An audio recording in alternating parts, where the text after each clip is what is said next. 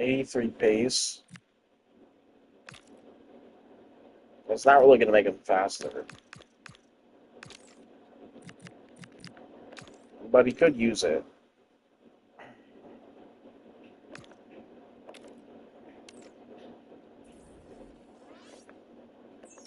You know, again, they're out of the World Cup.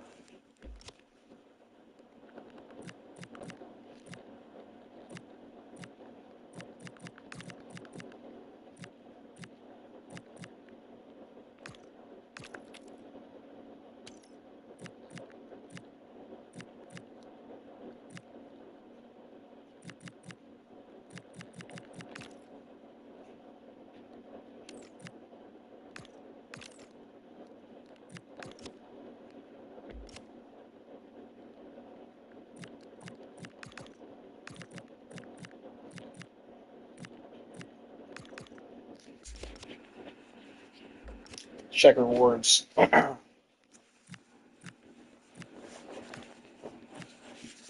that shot. Just in the spotlight.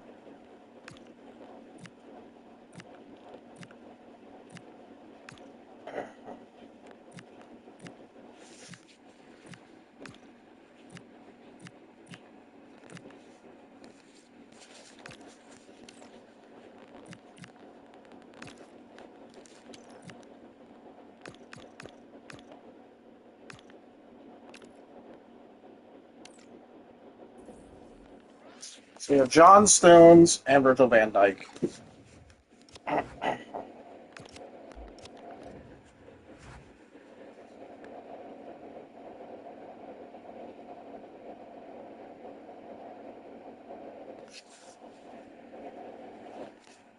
Taking quite a long time.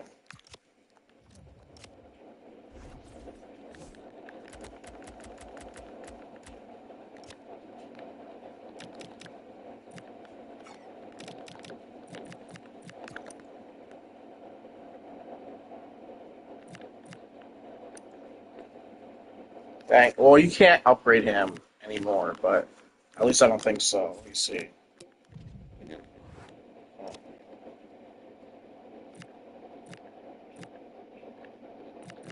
Yeah, there's really nothing you can do for him. Rolls, maybe?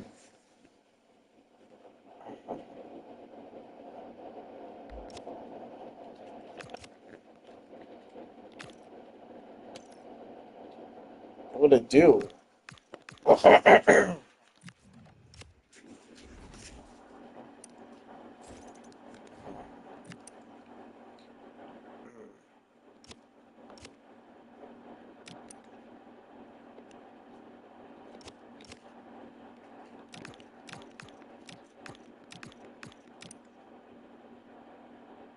It's lagging.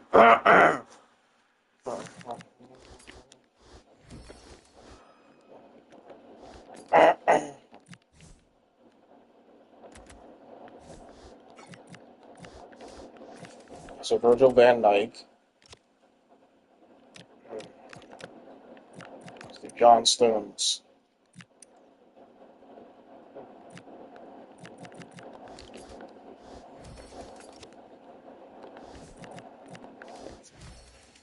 Yeah, Ben.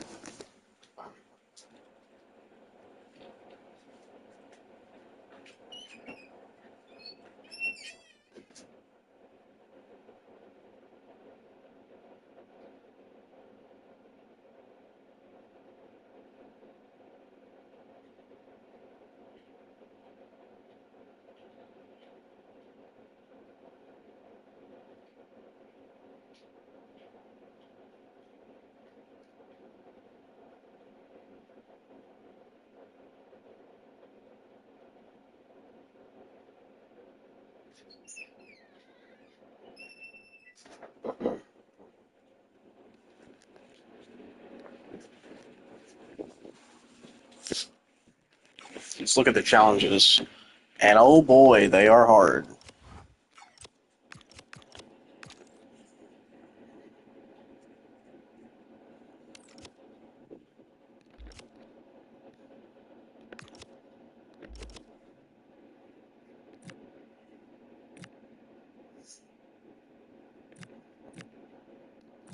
They are hard.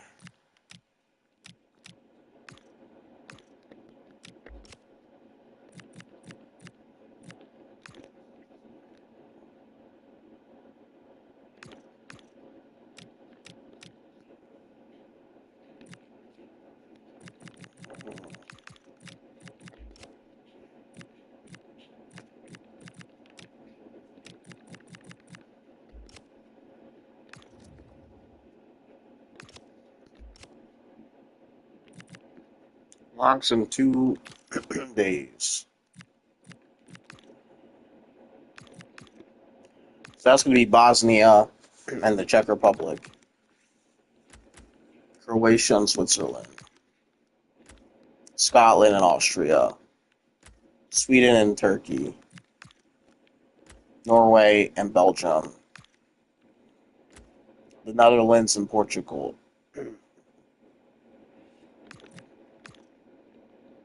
Germany, Germany. Okay, Germany and France, England and Spain. Surprised they don't have Jordan Pickford.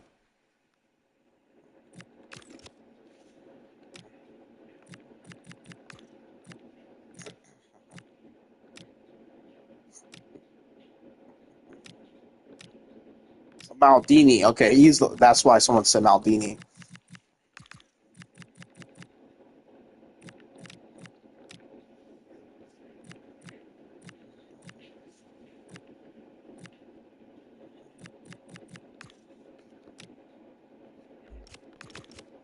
All right. Anyways,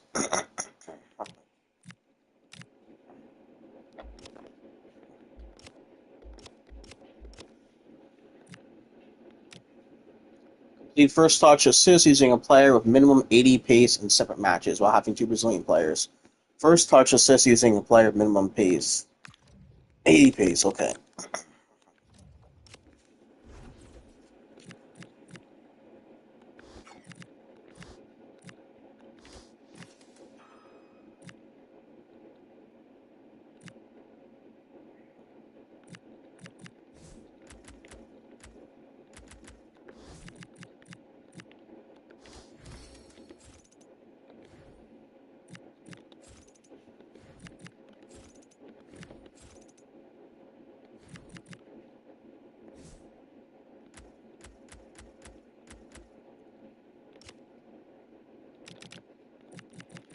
Brazil.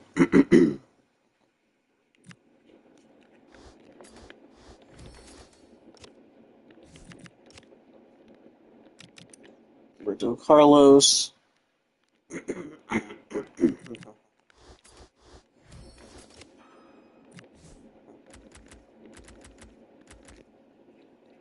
So 1, 2, 3, 4, 5. Try 4, 6.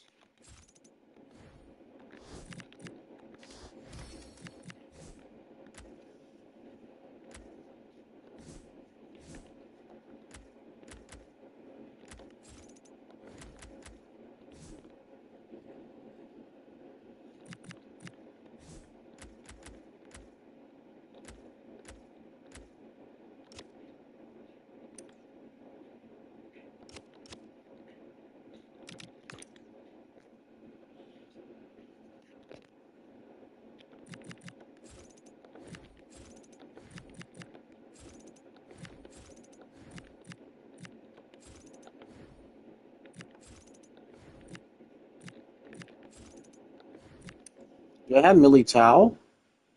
Savinho. Thiago Silva. Oh, 35 pace. He's really old. Oh, I thought they would have Militao. Endrick. So 1, 2, 3, 4, 5, 6.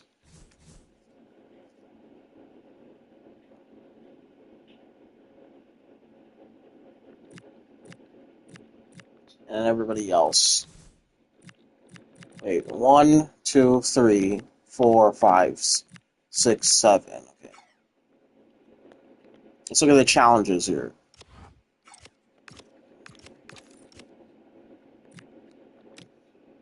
Minimum first, okay. Okay. Score a low-driven shot using right back. Oh, that's why.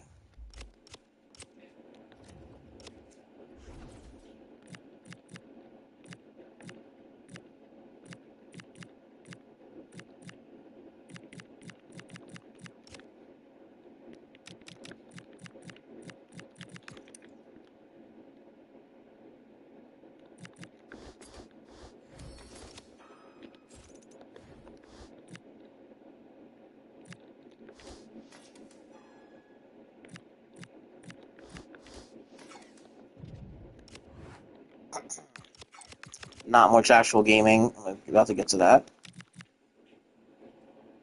Low-driven shot.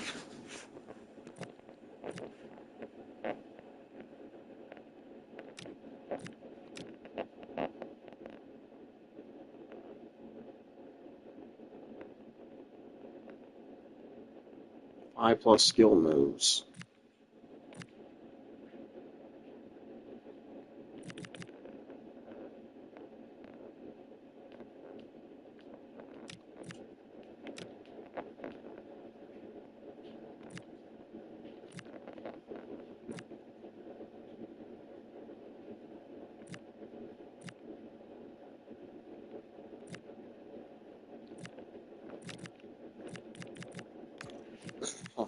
So it looks like they're all going to be on like very hard.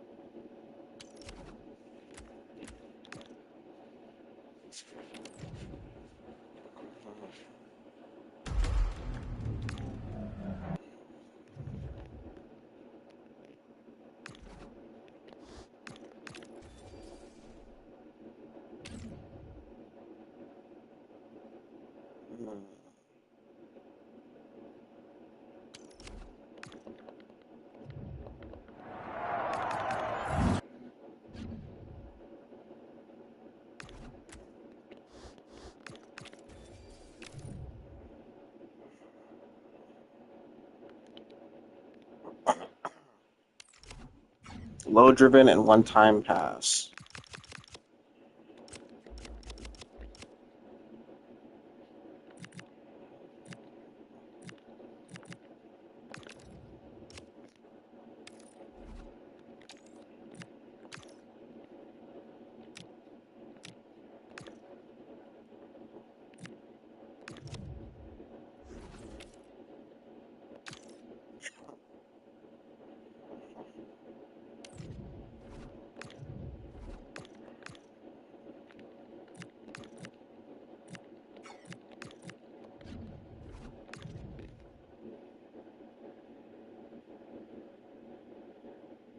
I do kind of want to watch the death battle.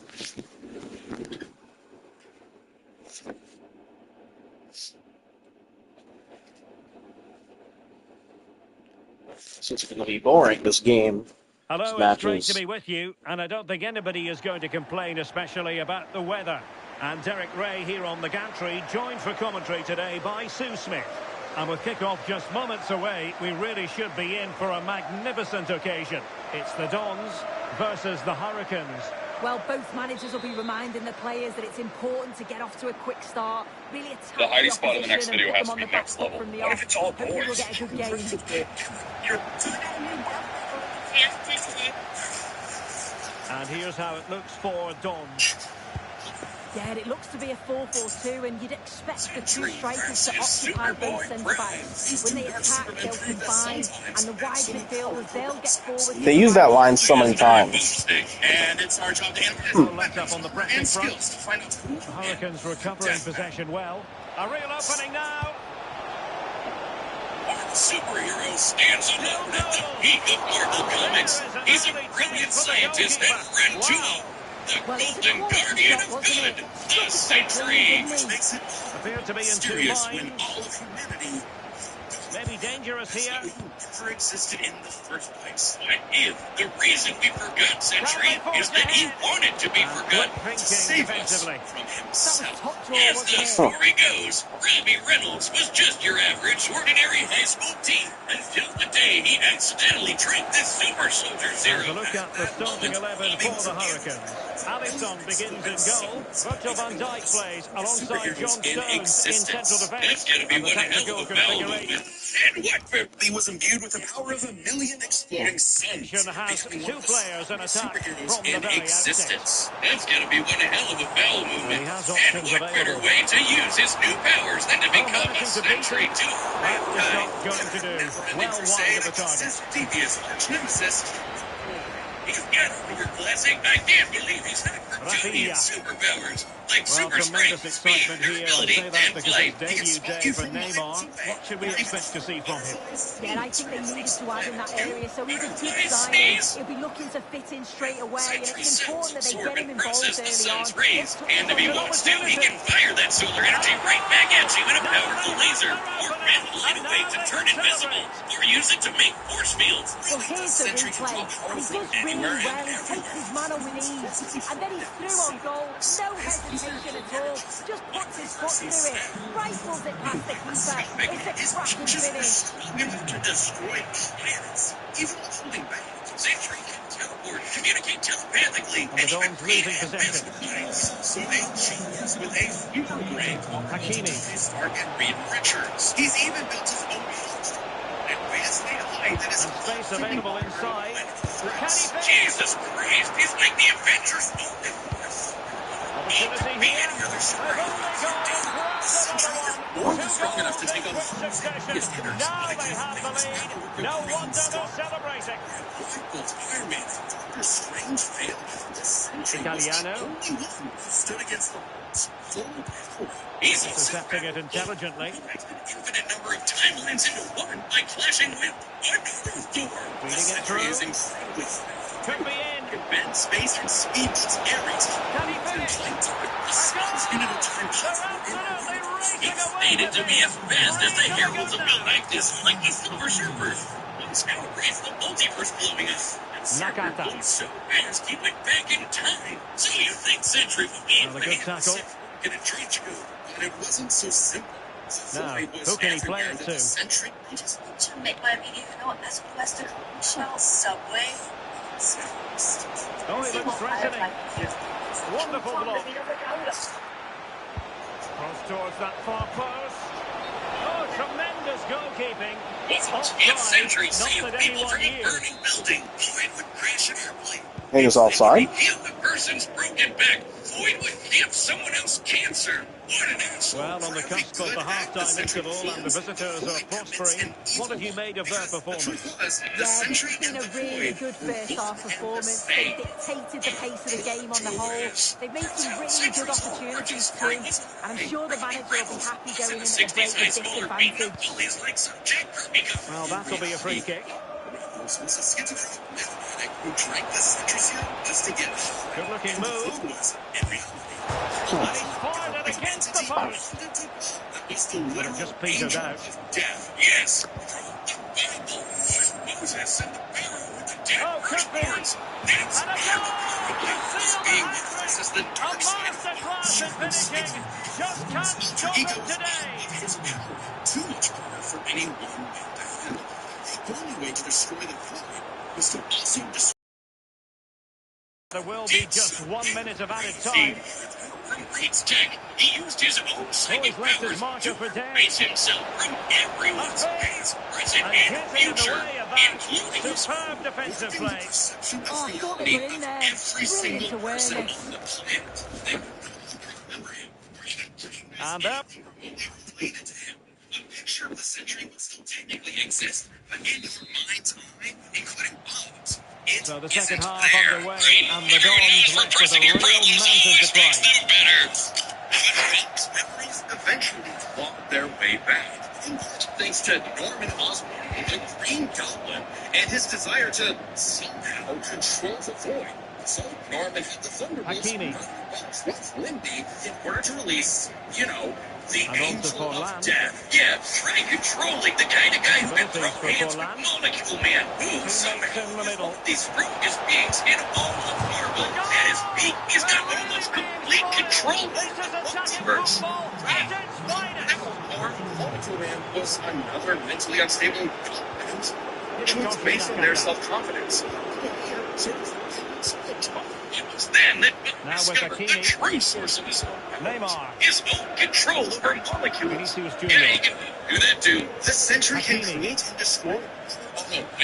Able to rip you apart at the molecular level, or conjure an entire reality from scratch. So just a wave of his hand, like Dr. Manhattan. He can also regenerate his body from any kind of damage, like being burnt to a skeleton or getting Dr. Manhattan himself. As long as one single solitary atom remains, the Sentry is unkillable. And Boyd's got all of this and more. Except he doesn't hold back. He can shapeshift, create hurricanes, strike you in darkness, possess your body, and devour your soul. With his infinite powers, the Void takes control of a victim's mind and tortures them with the memories of past traumas and nightmares. He killed Loki. He wrecked Asgard.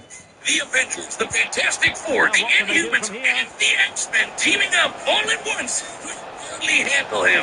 Boyd is one of the biggest bads in Great job, Lord. And something of a war myself. The only way forward, the only way for Bob to save everyone, including himself, was to do something he never imagined.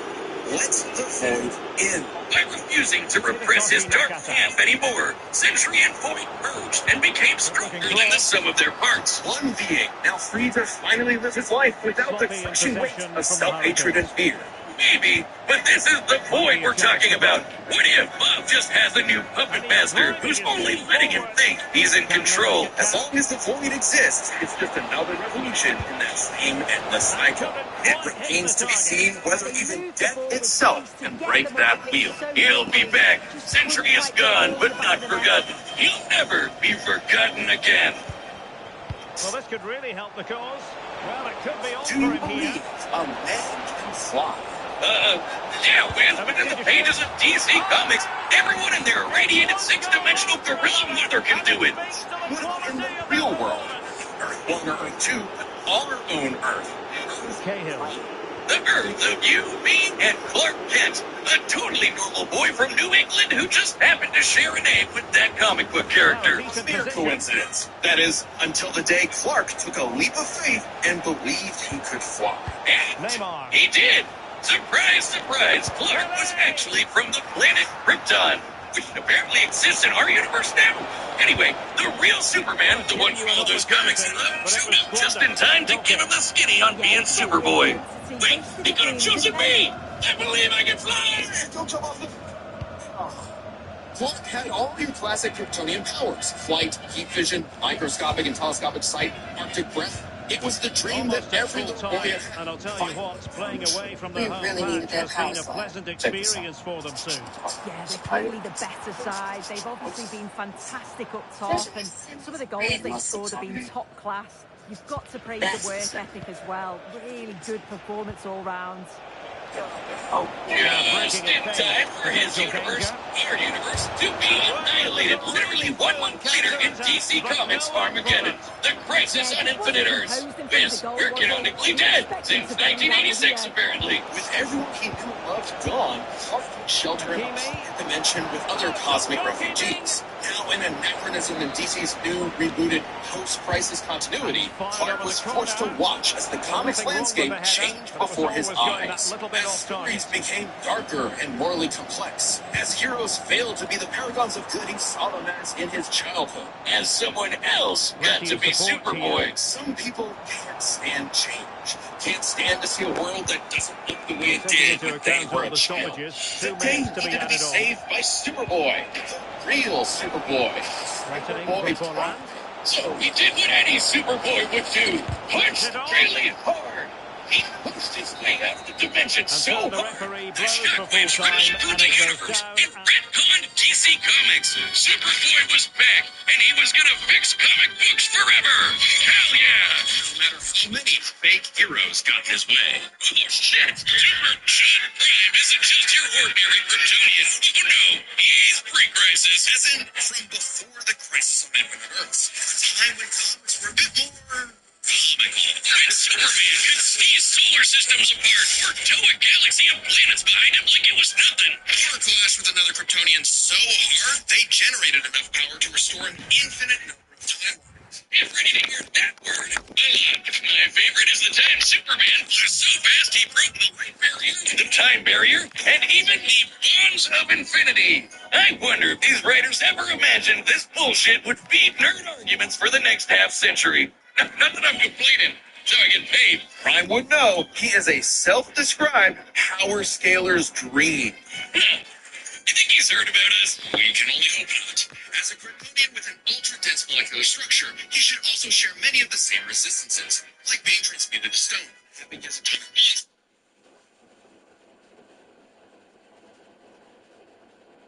We can only hope not. As a Kryptonian with an ultra-dense molecular structure, he should also share many of the same resistances, like being transmuted to stone, having his atomic bonds weakened, or getting his energy drained. Kryptonians like Superman can withstand more esoteric attacks too. They can actively resist mental attacks by outthinking them, and their souls can resist being destroyed. All thanks to Earth's good old yellow sun fueling his cells. And unlike that post-crisis super fraud who gets weaker without sunlight, Prime's got it covered. With a suit of armor made from the corpse of the Anti-Monitor, which constantly feeds him solar energy. Literally wearing the pelt of the monster who destroyed his universe, just to be better and stronger than Superman. Because that's what he thinks he is. Superman with better feats and scaling. Superman, but real. Superman, if he was a fucking idiot. Okay, sure, he has the same hyper-efficient brain that all Kryptonians have, but when it came to being a superhero, he was a violent, immature moron. Exactly what you'd expect from a kid who never grew up and never learned to hold back. Instead of saving Earth's heroes, he started massacring them. And let's be real, there's a part of him that knows that editorial will just bring them all back eventually. He's battled the Doom Patrol, Justice Society, Teen Titans, and 3 Flashes at once. He effortlessly murdered his ultra universe Justice League, and even killed the rival Connor Kent, the Superman. Even as other to their pre-crisis iterations, he still held an advantage because he never held back. Even dinosaurs were apart from Monarch's armor, accidentally unleashing the Big Bang in his face, destroying the universe, and he was fine. Or the time a Guardian of the Universe blew himself up in an attempt to stop Prime, blasting him into the multiverse atom by atom, and that only made Prime stronger. Or the time he fought a potential future version of himself who became a god of time, and instead of teaming up, Prime stupidly attacked him and accidentally retconned themselves both out of existence, which sent him home, back to his original universe, our universe. Except now everyone he knew, his parents, his girlfriend Lori, had been reading his comics. They knew what he had become, and they were terrified. Once again, forced to watch as his heroes progressed without him, he pored over comic after comic, learning everything about DC and a little bit of Marvel, only to discover his worst. Forced to watch as his heroes progressed without him, he pored over comic after comic, learning everything about DC and a little bit of Marvel, only to discover his worst possible nightmare. Only would he never get to be Superman. He wasn't even a super villain that people liked. Turns out, how levels are everything. So, naturally, he flew to DC headquarters and attacked the people writing his own comic. Like some infinitely recursive meta. Prime had become a whiny, petulant, reactionary fanboy. Does you think he's the guy posted on our Reddit and at the peak of his violent temper tantrum, he murdered the Golden Age Superman, the original Superman. Action Comics number 1, the first superhero. I just need to make my video as cool as the collection.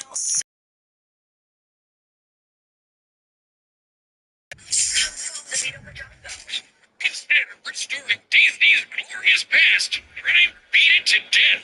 He needed to change. That opportunity came when this alternate universe jokerized Batman who laughs threatened to destroy all of reality. And good evening on what is a perfect night for football. The floodlights shining down on the players as we speak. I'm Derek Ray, and sharing commentary duties with me today is Sue Smith. And we're fully convinced this game will live up to its billing. It's the Senators versus the Hurricanes. I'm anticipating a good match today. It's important they get off to a good start, play their way into the game, be confident on the ball, and hopefully we won't be disappointed. Back to life or restoring Beast Boy's memories, but he started to use it to This is how it looks for the home side. evil universes Yeah, of the looks like they've Batman lined up lives, in a giving 4-4-2, Batman and they all do the look characters balanced in inside of this them system. happy endings.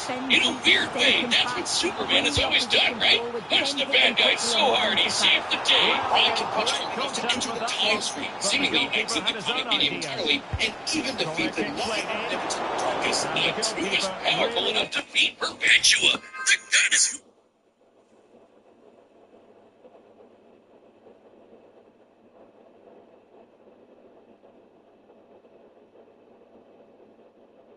created all the DC Comics. Oh, shebang! And Rhyme hit the darkest night so hard, he erased his entire evil multiverse. The Senators looking dangerous. No one actually saw happen. Time's first true actor was selflessly, and it was the first step to becoming a true hero. The kind of hero that Superman always secretly knew he could be. A hero who could someday get his own issue #1.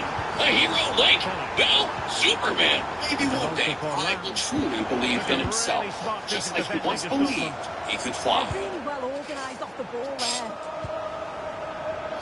All right, the battle's about to begin. But first, pitch calls are back. Hey, I'm Ben, the voice of Wiz. And I'm Jed, the voice of Boomstick. And we're reopening matchup pitches on the Death Battle store. This is a way to meet with Chad and I, the creators of Death Battle, and pitch your favorite matchup to us via video call. Yeah, a lot of episodes that are being made right now are because they were pitched. Let's give each pitch the time it needs. There's a limited number available. So go pick them up right now before they're gone on deathbattle.gg. That's our website. It's kind of like our own private Patreon with a bunch of extra stuff in every episode of Death Battle ever made. And if you're a website member, you get first dibs. It'll first be available to Chronicler tier, then Archivist, and so on. Every purchase directly supports the show. Oh, and members also get a big store discount. All right, let's get to this battle. But don't forget to grab your pitch on deathbattle.gg. Well read. Has gone over the touchline. We've run the data through all possibilities. It's time for a death battle!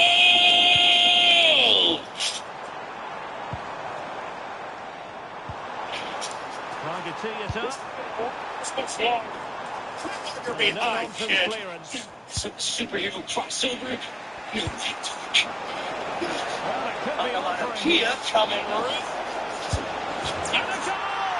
They would not let them. I kind of want to see this.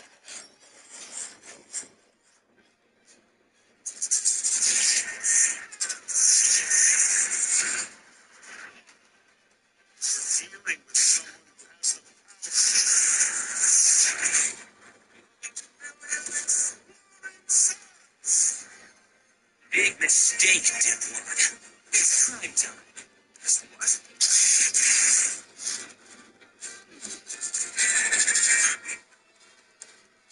Are you kidding me?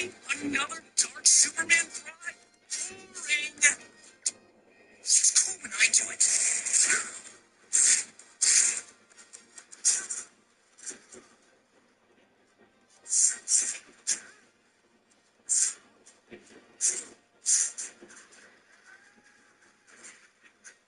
Stop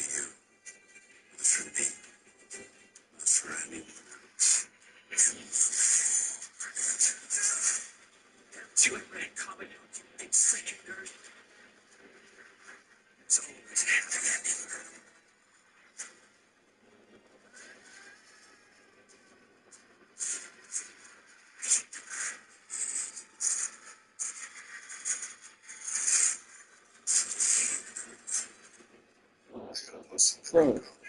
Just not creative on Wednesdays.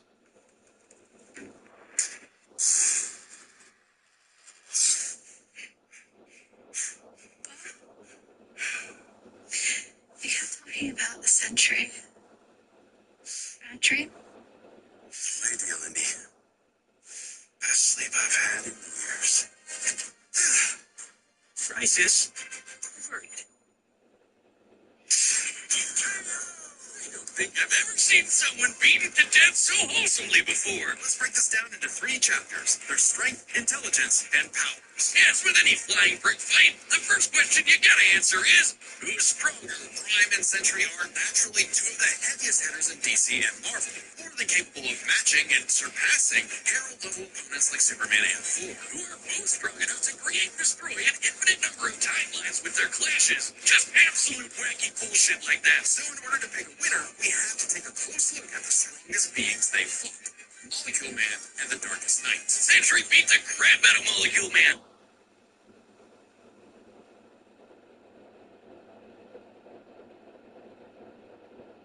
Remember, Eminem's power can fluctuate a lot, and when he fought Sentry, he wasn't at his full power, so we can only scale this so far. But Prime overpowered the Darkest Knight after the Mad Bat had absorbed the powers of both Perpetua and, what do you know, Dr. Manhattan, both of which alone could threaten all of the...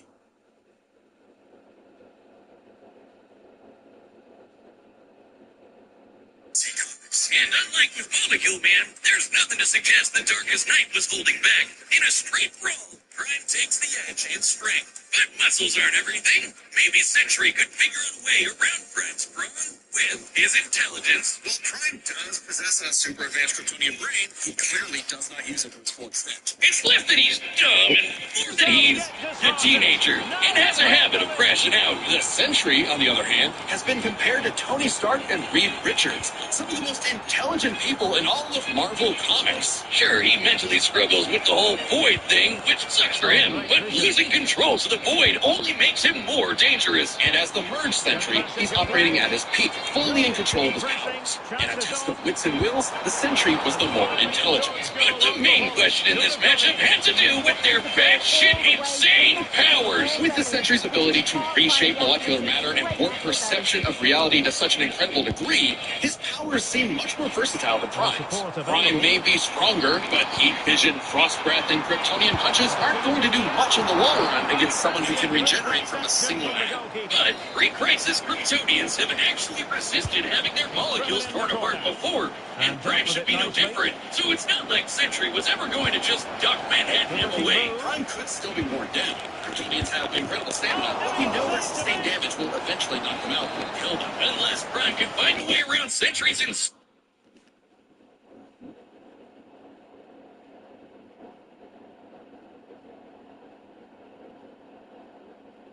regeneration, he was toast. Luckily for Prime, his ability to retcon away your history and mess with your whole timeline was actually something Sentry had no specific resistance to. Not only that, it was something he's been affected by in the past. Like the time the Scarlet Witch rewrote all of reality during House of M. Bob's continuity was rewritten like everyone else's. Or the time Absorbing Man had the powers of a cosmic cube and warped Sentry's personal reality. Shit, Moonstone literally describes it as a reality punch. Now, Sentry's psionic power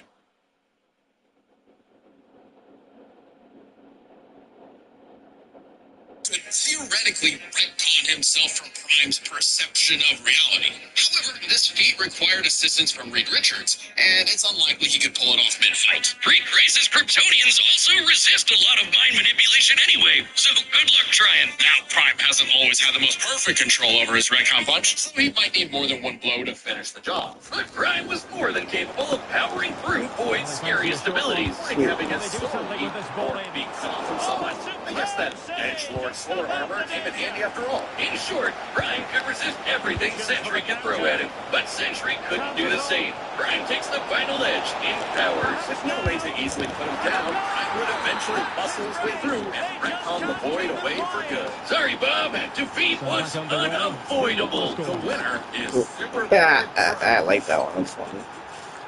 Oh, hey, my pizza's here. The winner is Superboy Prime. Good idea. Oh yeah, I win. That's right. You frauds really tried to lowball me. But I checked the clock, and it's prime time, baby. Now, personally, that intelligence section was such a gimme. I don't crash out. I'm a tragic hero, grappling with real, intense emotion. I can be smart anytime I want. But anyway, don't subscribe, don't join as a member, don't watch Death Battle, read my comics. Prime. Next time on Death Battle. So off and running again. I have photo.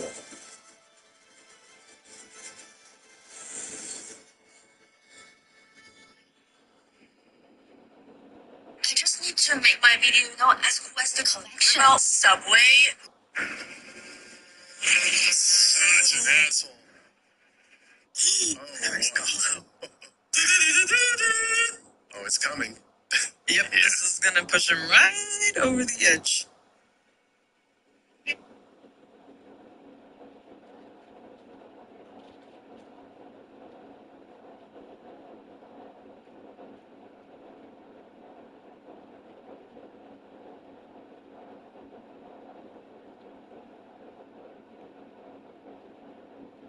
These beads in appreciation for your raven.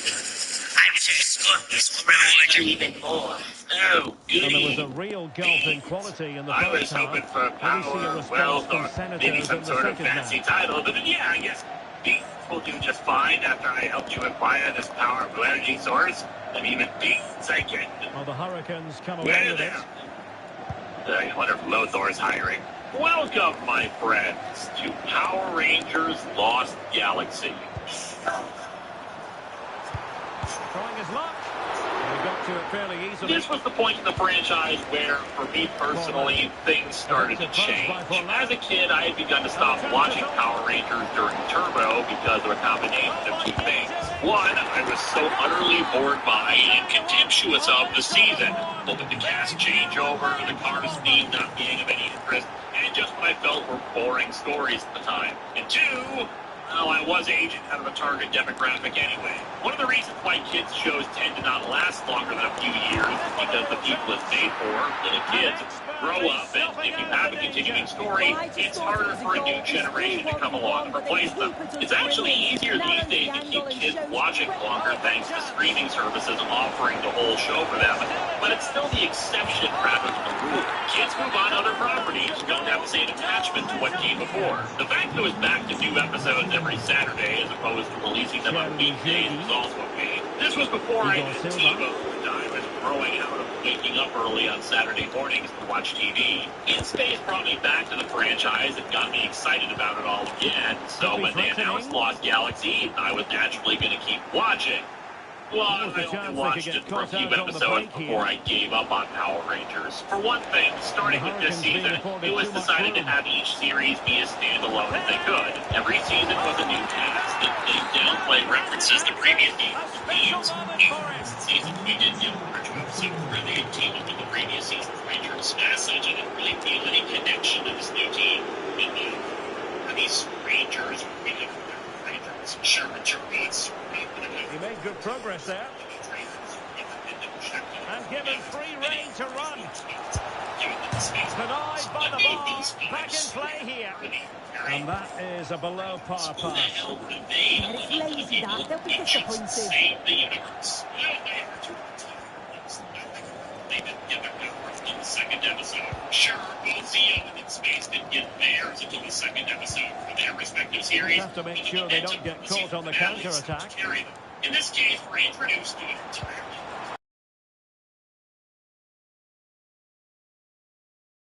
It's common to this day. He's in behind. Back then, this was uncharted territory. I say, Opportunity again. episode rare, Oh, but it's yes. the same day. Exactly what they were looking for. And he's come up with it. Space. Galaxy. Shirley Judy. The Sentai was still the series called Giga Man. This nature themed or because of the success of In Space. Now the Hurricanes have it back. Ranger series be space themed, and as such, they had to Could be dangerous. was agreed about the space. And he's only gone and Making a hat-trick. Absolutely unplayable today. What a performance. Sure, it wasn't even a flash. Mystical powers, science fiction atmosphere, but then it's still not character being the development in focus. Well, technically, this season is a So they standalone. restart the game, but that goal truly feels Up. like the It is final still nail. considered by some to be part of the Zordon era, despite the lack of Zordon. And teammates around him, but quick thinking defensively. Making appearances from the previous season, those same elements and characters establish that this is a constant countdown to destruction world where things develop. It's new technologies and a new culture. Good intervention. One that future seasons would pretty much ignore for the sake of establishing a new status quo. Really good But let's pass. not dwell on that. We begin with Quasar Quest. Experience helps you go places like I show ski. Good run, very much in control of the situation. Giving it a go. Well, the bar can be the goalkeeper's best friend. Go places. Right over for now, it seems. And so the referee blows for full time, and it goes down as a...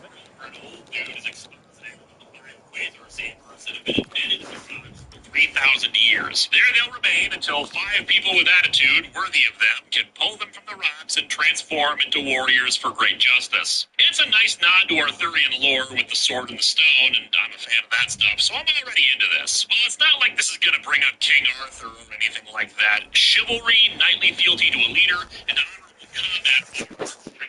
So let's see. The ceremony begins where some people die, at least one woman trying to pull them out, but none are successful. They're interrupted by an attack by the foot soldiers this season, called Stingwingers. They're led by a being called Furio, who looks like he has a lemon that melted on his head. The crowd disperses, he tries to pull out some of the sabers, but it goes about as well as you'd expect. The theme song is okay. I don't think it comes off quite as epic as other themes. It feels like there are less lyrics than previous seasons, and it just doesn't have that same addictive quality as previous seasons. I think the problem is that the lyrics don't really feel like they're telling us anything about the show. Consider, the original Go-Go Power Rangers was a full song with 2 verses. Zeo was a sequel song that talked about the powers being even stronger than before. Turbo was about the cars thing, once again trying to talk about the powers being new and different. And In Space was the finale of it, soaring higher than ever before. Lost Galaxy's theme seems to want to tell a story, but it runs out of time before it can tell the story, saying, you'll go to a galaxy, and then there lies the key to the answer and your powers. Except nobody in the series requires an answer, or even a key to the answer. Again, it's not bad at all, but I just don't think it's the best.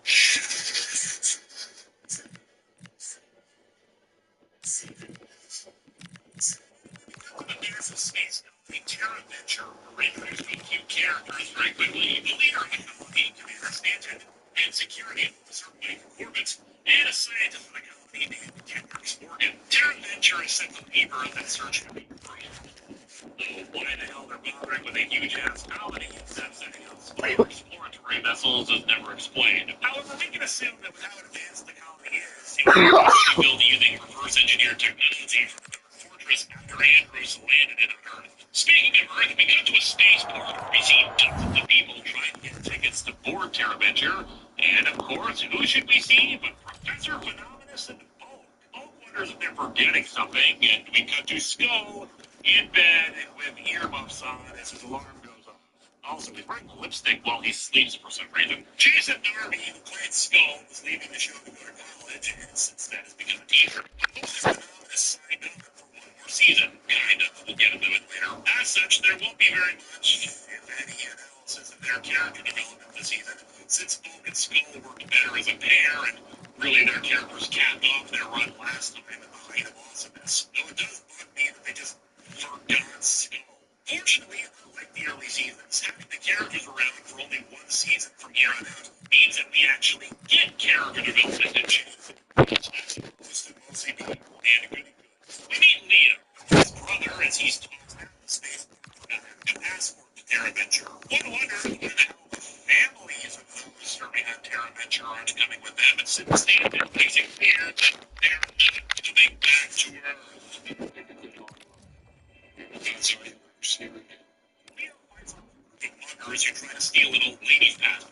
tricking them into thinking they got it. When she says that Tara Venture needs people like him, he decides to sneak out of the last shuttle.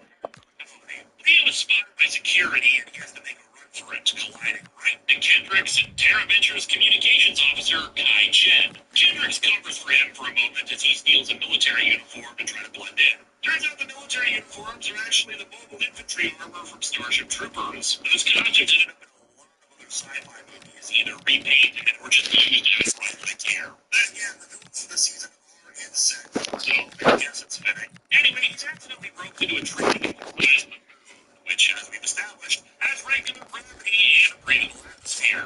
Also, since it's a training exercise with live ammunition and explosives, naturally, they take off their helmets. And in Starship Troopers, when that happens, put that bullet in their brain. But hey, remember kids, service as a Power Ranger guarantees citizenship. Mike runs into the group and reveals to Kendricks and Kai that Leo is his brother. Back on the alien world called Marinoy, one of the natives named Maya is on the run from the Stinglingers. Somehow, the laser eyes from the Stinglingers open up a plot hole that sends Maya to the moon. The Stinglingers come through as well before fight them off. Maya explains the Furio attacking, and they all decide to go, except for Kai, who's actually being rather sensible. They have no idea what's on the other side of the portal, and Tara Venture won't wait for them. Mike also doesn't want Leo to go. Well, hello to you and welcome to another exciting game brought to you by EA TV. I'm Guy Mowbray and I'm joined by the ever-knowledgeable Stuart Robson, and everything is set up nicely to give us a really good match. It's the Hurricanes and they take on the Elite. Yeah, thanks as always, Guy. We've got two good teams here, a great atmosphere and plenty to look forward to. This should be really entertaining. Well, they did kind of minimize every evil force left in the Here's how the Hurricanes line up today. Allison is in goal. Virgil van Dijk plays alongside John Stones in the centre of defence. And if this has to be. The first goal of the day is Stockholm. 1-0. Had to go back to Earth to go get it. And that was rolling again. Taken a while. But why this museum at such a pivotal time in Earth's history would be allowed to go inside isn't really obvious. Kai clears the mega ship safe route with 6 and its mechanic named David Henderson. I know this ship inside and out. So believe me when I tell you, this is a museum, not a spaceship. Yeah, thanks, David. Ever heard of the Astro Megazord? Hasn't been that long since the Rangers saved the Earth. Now it's not a spaceship, what does it even need a mechanic? After Kai tosses up the ship, David comes back and helps them get it away. Natalie Bjorn. Urgency here from the Elite. Pressing high and they have the ball again. In space that leads the megaship to Marinoy. Oh, and there could be something building here. And it's Fury of Friends, the old sage, was exploding. In her sabers, when he responds with that acting. I knew he was going to say that. It's still funny. It could be in. And played in there. Oh, superb defensive work. Really nice piece of defending there. Decided to join them. The 6 put up a good fight, but they're obviously outgunned by Furio and the Stinglingers. Spike, when cornered in the Quasar Sabers, pulls good positioning. Furio back. Everyone but Leo takes a saber, which did a shock to the planet's inhabitants. Furio uses his powers to turn everyone around them into a function filter.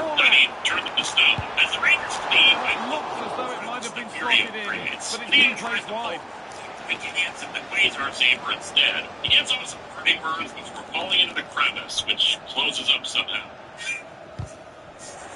Ref spotting the deflection. Throw in to come. Thrown to the opposition. Every group in the Quasar Sabers start glowing. Natalie They hold up the Sabers as lightning strikes them, morphing the 5 into the Galaxy Rangers. With their new powers, the 5 easily manage to dispatch the Stinglingers. The Rangers are forced into retreat as the Photoshop filter catches up with them. The Stinglingers in pursuit. Leo is clearly pissed that they have to go, especially since they're leaving Mike behind. They get back into the Astro Megaship and take off. Ecstatic as there are new Rangers. One doesn't really question any of it. The Megaship takes off. They want to Marinoy get engulfed in the effect. The Rangers make it through the portal, and Maya makes a good speech. It's a 3-goal lead, and the win almost guaranteed. So it's 3-0 as the game restarts. Unbelievable opportunity and responsibility to be Power Rangers. However, Leo's still sad because of the world's so blank. Plus, it doesn't help that it's clear that the Quasar Saber wasn't meant for him. The Astro Megaship lands back on the Terra Venture. Well, he's lost the ball, and any chance of goal. That really the ship travels as it begins its quest for a new world. Back to Furio, he reports to his leader, Scorpius, whose ship travels through the portal in pursuit of the Rangers. Quasar Quest is pretty strong, establishing Leo's characterization as a headstrong and impulsive, and setting up minor bits of characterization for the rest. Kendrick's sweet, caring nature, as well as her intelligence, and she's a scientist. Kai's desire to play by the rules until his teammates are in danger, David's mechanical knowledge, and Maya's ancient knowledge of the Quasar Sabers. There are a number of holes in the story, from the inexplicable portals that are now everywhere, to who these new villains are. Excellent run. Says in the universe we're supposed to have been wiped out, but they don't hurt the story that much. Like in space, there's no mentor, but we get to see traits of each person that show that they're worthy to be Rangers. Same for David. He doesn't ultimately decide to fly the big ship help him out. The Galaxy Cup teams have been quickly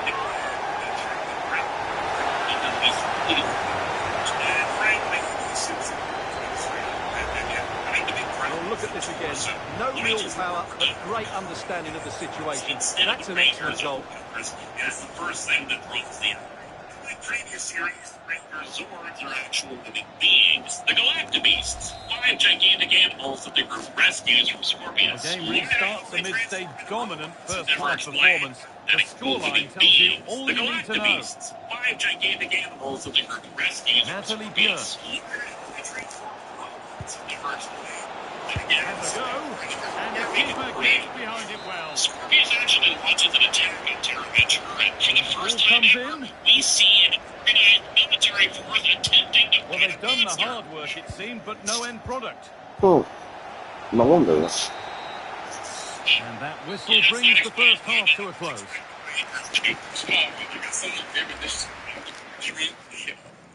Riveting. And we're off. Let's see what this one has in store. Something about yes, that explains why they always expect the Rangers to be. So we're underway with the second half. Something that does bug me about the season, starting with In Space, and especially with here, is how they stopped using Matt Wasserman's music over many other tunes. Lyrics during the fight scenes. According to Wasserman, he did some occasional work for the show. Apparently, over time, the newer composers didn't want him around because they kept getting there's something on here, a chance to attack. Yeah, that's got to be that might have ended up being better than it has. His music is that good. The many synth chords that Rafinha. set the world on fire and Rangers in space. We've went with them attempting something different, and they still choose to call it. It was actually pretty good, especially in Watching the Hurricanes regain possession.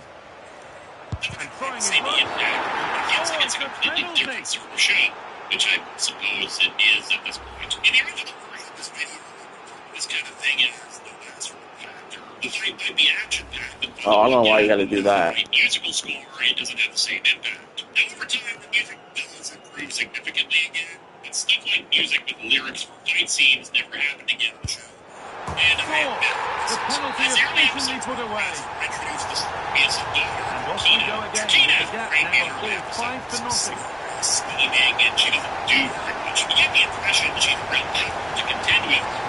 First to stay in the background, and drops to attention. And of course, the Rangers get signature weapons for neutrals, including me and Jim. Flying Eagles, they can use both in space and in the air. Which makes sense. They're very reminiscent of the Galaxy Warriors from in space. They also obtain the Trans Daggers, which unlock the other individual weapons. Dealt with it brilliantly, didn't he? I still don't get that. However, in the major variety of the group's arsenal came the lightsaber. Getting closer. Keenan informs Furio that Scorpius had run out of patience with him, but he convinced total, Scorpius and there's no sign of them stopping since there. he's discovered the location. It's very energetic. They can't gain entrance to the cave. And now they shouldn't. Well, just look how he holds off the defender. He keeps his balance and he still hits the target. What a good goal that is. Stopping him before he rushes it up his own. The thing from scratch, Leo goes in and grabs Mike. He explains what the lights are playing. They have to get them before Furio does. Yeah, Leisure. it's true. But it does play Still going here. He's rash. He doesn't think before he does something. But that's where any chance of anything developing disappears. Could be a chance to break here. Knocks him down and takes the fights, revealing himself to be a monster in disguise. I'm gonna say, I was the monster force. Taking it upon himself to drive forward further. Well, it was. Isn't dead. It's right. Fury manages to get the box on the right side. But he opens it up and it's empty. Fury was granted one last chance thanks to Trakina's They've got to find reverse gear now. why he intervenes in his path. Strong and needed to be. Truly bad writing fashion. Fury was given Marie-Charlotte Leisure. chance. And it must be. Oh, wonderful stop from the keeper. Well, he's got to be pleased with that save. It's absolutely magnificent.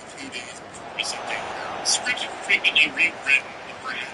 And possession back with the elite now. And as a result, not everything made much sense. And again, things make much sense. That's what these legendary plays doing on their And it's adventure. not clear yet. And it's offside. Didn't get back in time. Well, he just needed to go elsewhere with his pass. He showed a complete lack of awareness there. The colony might have had dirt and forests planted within it. Oh, nice vision in that pass. Cave and shoved into the dump. Ball lost and the chance gone. He escapes. Graffiti. Oh, yes! What a goal! Speed of force, followed by a magnificently executed chip, with the goalkeeper helpless. It gets his swing up into the cave, and the two wide furious. This is set for great reading of the game.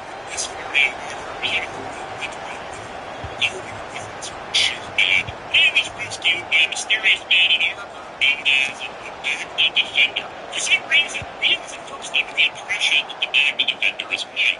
He's pretty badass with a fully But it's gone behind, a corner coming. becomes a sword. Yeah, no messing about with that one. Guns that become swords. Played into the box. Nothing will come of it, it's been cleared. Years ago, with the Baylor's They could get caught out on the break here. the character filled the sixth rounders. There's been They speculation couldn't quite take advantage at the end of that.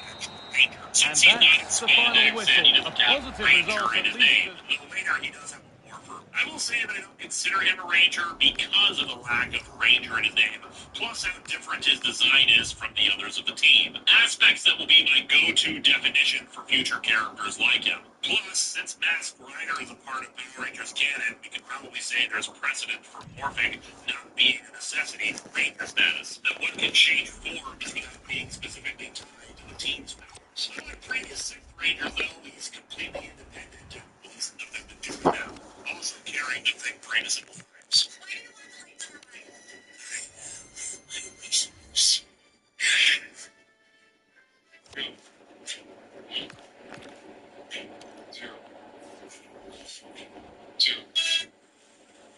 And we actually find out this because Scorpius killed his son back in the original conflict 3,000 years ago. Damn, the series had a screen child death. He's also got his own sword, the Toro sword, that he actually grows and merges with for fights. Anyway, Trakina sadly became a bit more annoying, simply wanting to leave her father's ship. Now, I don't mind that her character motivation, but she was so much more sly when she first appeared, and as time goes on, her behavior sadly degenerated into near Devaton's level of wackiness. As the Lights of Orion saga came to a close, the Magna Defender started to collapse in pain for an unknown reason. The saga finally ends with the Lights coming to the Rangers and giving them enhanced weapons and upgrades to the Whaler Sabers. The saga itself was pretty dull, mostly filler episodes, saved only by the Magna Defender bits and the excitement that comes when the Lights actually come to the Rangers.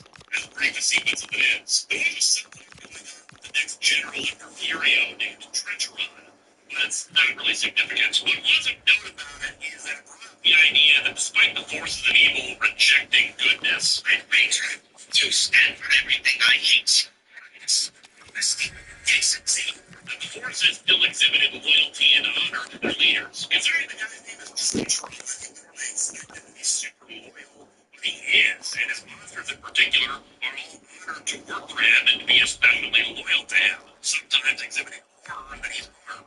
After an incident where Liam saved the Magna Defender, despite the Defender trying to destroy the mountain dome of Terra Venture in an effort to destroy Scorpius, we learned that when Mike fell into the crevice, the Magna Defender found him and, weakened after 3,000 years, took hold of Mike's spirit so he could survive. However, the bonding isn't stable and it's damaged apart. He says that the only way Mike will survive is if Leo destroys him. Leo refuses to destroy the Magna Defender, even though he's insisting on it. Eventually, the Magna Defender sacrifices himself to stop the damage he had brought. Saving Terra Venture and setting Mike free. With Mike back, Leo's character underwent a shift. Partially was inspired by the fact that it was Mike who originally pulled the same route, not him. Once he got that confidence boost, he wasn't as impulsive before. The Magna Defender's power is passed on to Mike, which, as I said, he changed by using a morpher. Well, that begs the question of whether the original Magna Defender had a form on the side of his armor. Look, the Magna Defender morpher is kind of confusing since you have to pull out the key for it on one side and plug it into the other side. It's kind of reminiscent of a Xeonide. It's just you have to pull out the one section first. Speaking of, the Galaxy morphers are kind of disappointing. They just tap them and they morph. Just not as cool as the previous morphers. This is a change around the set I did, where there's actually a dial on thing that specifies which color they change into. Now if you wonder if they can all theoretically change in the same color using that. In an absolutely idiotic episode called Stolen Beauty, 17 episodes in, we finally catch up with Bulk and Professor Phenomenus. Turns out they were assigned to the scientific division. It's ready.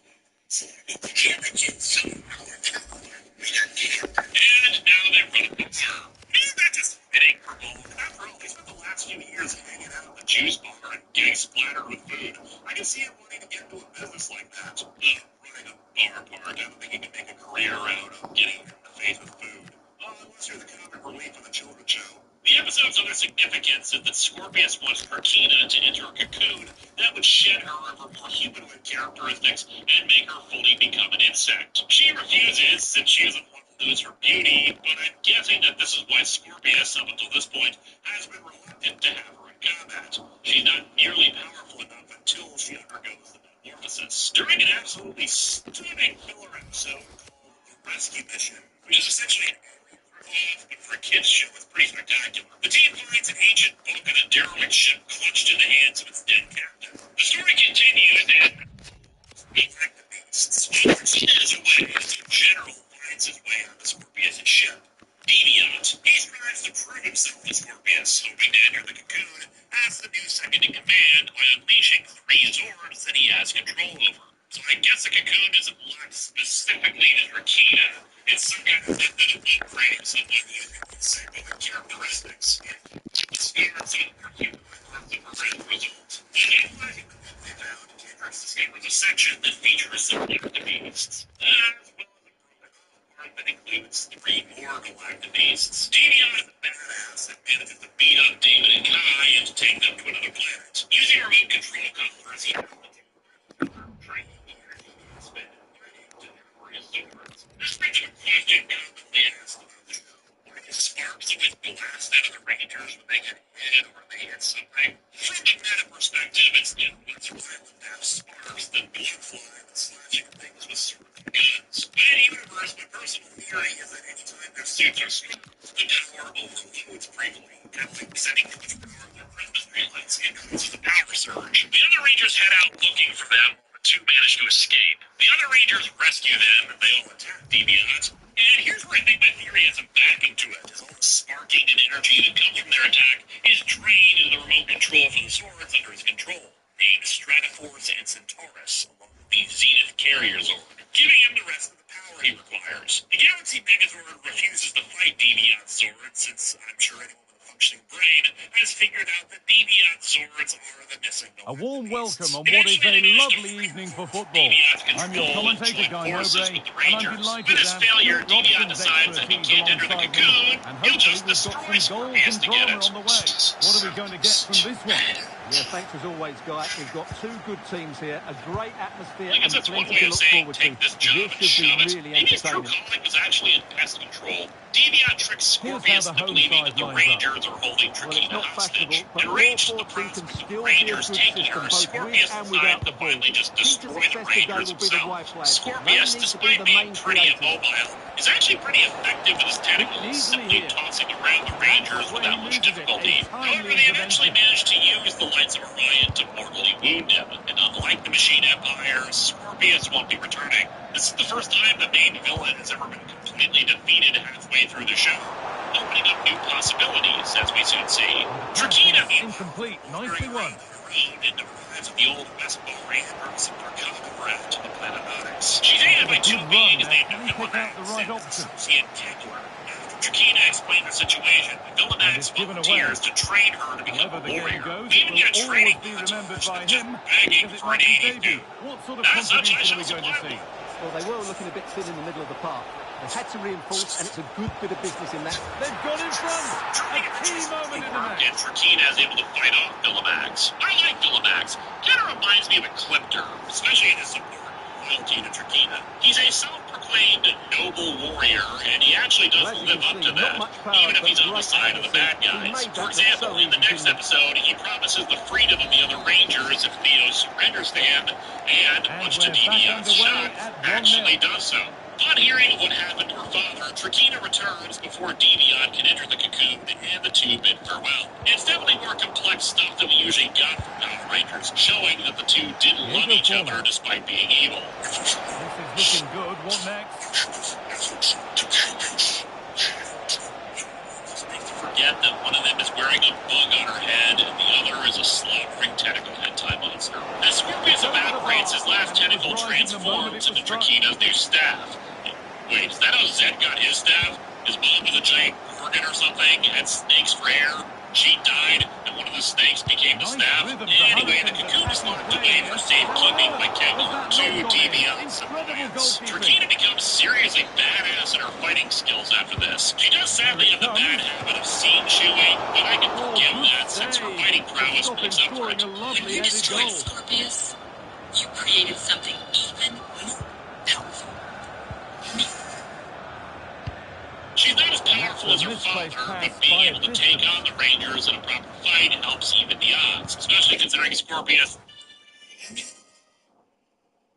She's not as powerful as her father, but being able to take on the Rangers in a proper fight helps even the odds, especially considering Scorpius didn't really move a lot in his fights by comparison. But, yeah, being handy is kind of a prerequisite for the show. However, the real fight in the season gets into the 10th power.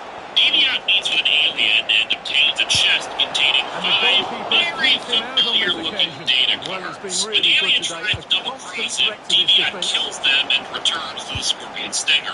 He explains that he's reprogrammed the cards to be even stronger than they were before, and inserts them into a digital reader, reconstituting them into... Hang on, they could be in.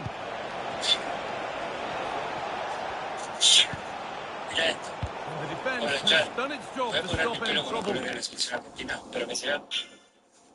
Brewing. Back in the alien world, another familiar-looking rogue figure finds the remains of the alien and the empty box. The Psycho prefers have no desire to work for Trakina, their obsessive need to fight their respective Rangers sticking with them. However, Trakina helps keep them in line with devices attached to their arms that cause pain if they disobey. The Psychos get to work kidnapping 4 of the 5 Rangers while in their civilian identities pretty easily. Pink and Blue do face their counterparts with an actual fight, but it really highlights the strength difference. Hyde is getting tossed around and Kendrick's beaten him. Man, look how much damage this fight is doing to the empty box factory. Leo faces off against Psycho Red and does manage to morph, but Psycho Red is too much for him, even forcing him to demorph during the fight. However, the figure in the cloak arrives and rescues Leo, shooting Psycho Red with a familiar-looking blaster. After they get away, the cloaked figure takes off his hood, revealing Legolas. Rangers. Same. Hey, you and the Rangers saved your... So the 10th power is the first of the annual Ranger team-ups. With each season being mostly standalone from now on, getting to see the past team creates both a sense of continuity as well as an informal acknowledgement that these Rangers are worthy of being Rangers, even if it's usually 3/4 of the way through the season. So by that point, they probably already have proven themselves. Some seasons, for one reason or another, didn't have team-ups, but when they did happen, it was cool to see two teams together, even if the episode itself wasn't very good. The two-headed Nation and Andrews reuniting with their home. They locate the Rangers, and Andrews goes Off we go again, the second half. This again. Yeah, it seems like Thornton was going to talk. And Hurricanes being afforded too much space here. Anyway, talking out of his nostrils when he said, Bird through this throw. Might get caught on the break here. Mike sneaks in and frees the other take Rangers. advantage at the end of that. Negaship reopens and the other workers are taken. The Galaxy Rangers are guarded by the Psychos until the arrival of some old friends. Well, could this be the turning point? The fans are certainly hoping so. The part of the team that's always fun when it happens is hearing the theme songs flowing to each other. The Hurricanes have lost it now. Later on, this was The ref makes the call.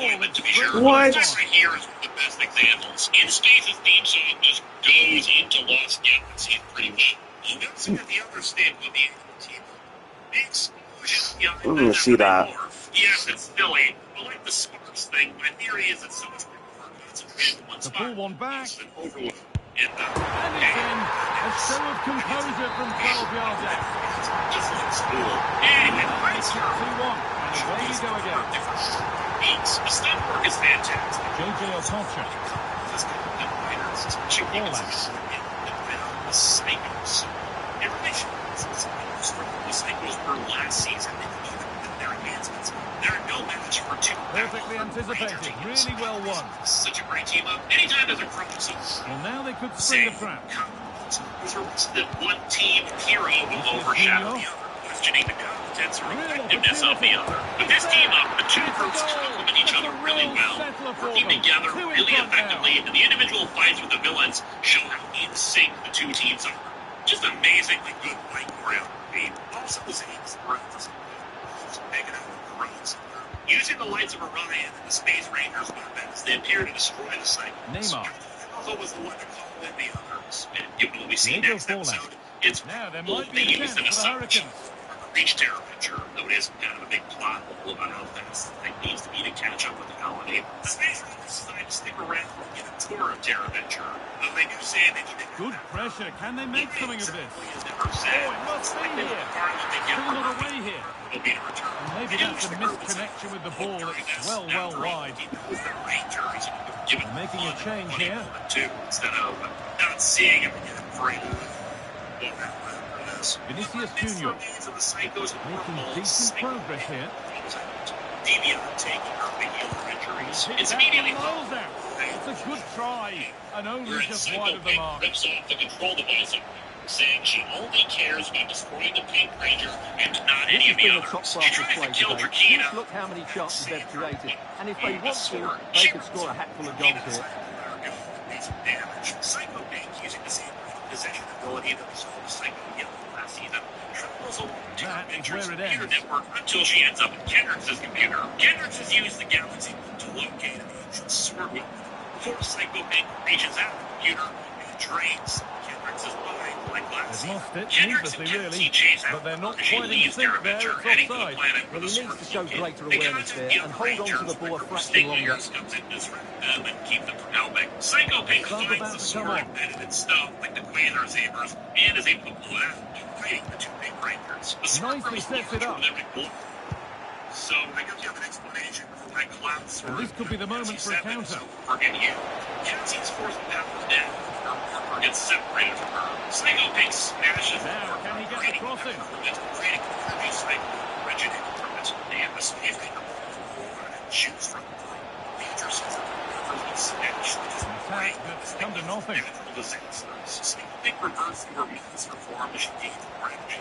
It's ready to to tear a picture. Cassius Beacon thanks for damage for her incitement from giant size. Takes The the shot. Galaxy Big It's in. And of course it's in. It's a masterclass in finishing to complete his hat-trick. Sure to get to Terramature, which would explain why the Galaxy Rangers never tried to form the Astro Megazord before. Without the shot, thing doesn't work. The pass is incomplete. Nicely won. Nice to see Well, he's done really well there. What a great interception. Made a feed cycle pay, but the cycle is still good. The Galaxy continually in pain. Kendricks takes out a laser saber and he's finding it. Despite a continued superb run. Kendricks finally reaches the marker in the eye. It's the sort of finish you can only smile about. Saw the keeper off the line to score a goal of true quality. Incredible. We'll see her flying to the mat later. We'll talk about friendship and then.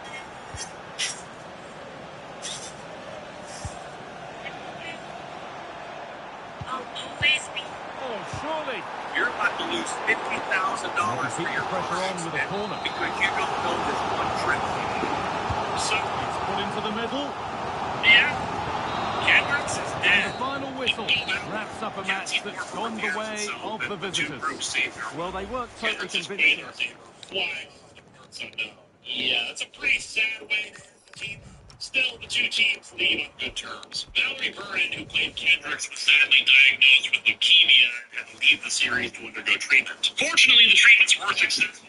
She had leukemia trained from Patricia John Lee, who played Cassie, the new Pink Galaxy Ranger, mid-universe, and a film causing Kendricks' death. But apparently there was a pay issue. Valerie Vernon was going to keep being paid as a full cast member. One thing I read was that the deliverance of that she could use the funds to pay for her treatment.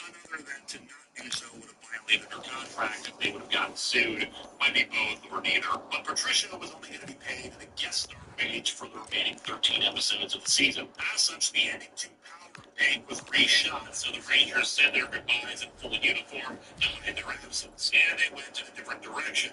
Though still a good direction for it. It is a shame, though, that we lost out on Patricia being the new Pink Galaxy Ranger, since there was at least one full completed script ready, where she has to stop the villains from stealing the Astro Megaship in what was apparently a kid-friendly version of Die Hard. And that just conjures up the image of a state leader beaten up, delivered in an elevator to Trakina with a sign on it that reads, "And now I have a Quasar Saber." Oh, no.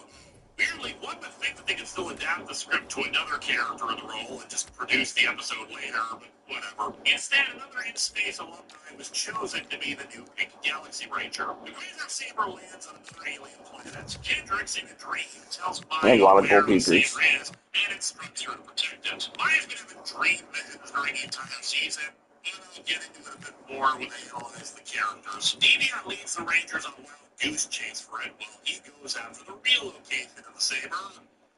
The same Wild West bar as before.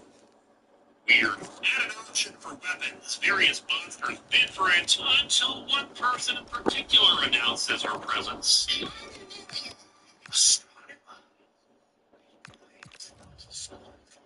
However, Trakina is also at the bar and reveals the fact that Astronomy is really Corone. Corone fights her way out of the bar and gets away, showing that she's busy been training a bit in the intervening time. No, probably should have kept her staff, that would have been helpful. She travels to the other Rangers and they make their way to the Jet Jammers, but Trakina intercepts them. Corone takes the saber and fights the villain, getting knocked off a cliff. She saves herself, but only has a tenuous grip on the rock face. However, as she drops, Kendricks' spirit appears to Corone, giving her the pink transformer, and brings her back up. She retrieves the saber and morphs. So, Corone is a Power Ranger now. Want to be a Power Ranger anyway? In the next episode, we see a little bit more follow-up on Crane's time as her lamenting her lost childhood. After a fight where Leo's Ranger powers are drained and is more for damage, she talks about a time as a strong when she fought a warrior with 2 keys that, when combined, granted him awesome power. She froze him in stone before he could finish combining them, and his power might be enough to replenish Leo's. The two arrive at the cave of the warrior where we see this. Anyway, in order to pass through, Corone has to pay for herself as his staff. Failing or dying to give a strong her staff. When she offers to sacrifice herself to save Leo, she Seriously, talking and moving skeletons and Power Rangers is just creepy. Anyway, they go into the cave, but the warrior doesn't have the keys anymore. Corona apologizes for what she did as astronomer, and her tears hit the warrior, freeing him from the stone curse. Isn't that just a trait of KO35's people? Their tears have magical healing properties, like the telekinesis. What the hell? The warrior gives them the keys, not just restoring Leo's powers, but granting him his battleizer mode too. Like the last one, his battleizer mode looks absolutely ridiculous. I mean, the thing that just makes me laugh the most is the boots. The rest of it I wouldn't have that much of a problem with as a toy to buy, but the little armored feet serve no purpose and just weigh him down when he's moving. It's like a little kid puts big cardboard boxes in their feet and tries to move them down. I should note that technically it isn't called the battleizer in the series itself, but it's technically dubbed battleizer armor due to its use in the franchise. I suppose those of you at home are wondering why the hell this show is called Lost Galaxy. Well, it seems the creators were frequently tossing around ideas for the concept of the show, one of which was the idea of ancient rangers, but for various reasons the idea was scrapped. So the only real explanation from the producers for why the laser sabers is in the rock is Zordon put them there, which appeared in one of the earliest versions of the first episode's script, as well as putting the Rangers into a lost galaxy to really push the team to their limits. So the production difficulties the show is having throughout its run, and the titular Lost Galaxy doesn't actually happen until the 35th episode, beginning with Enter the Lost Galaxy.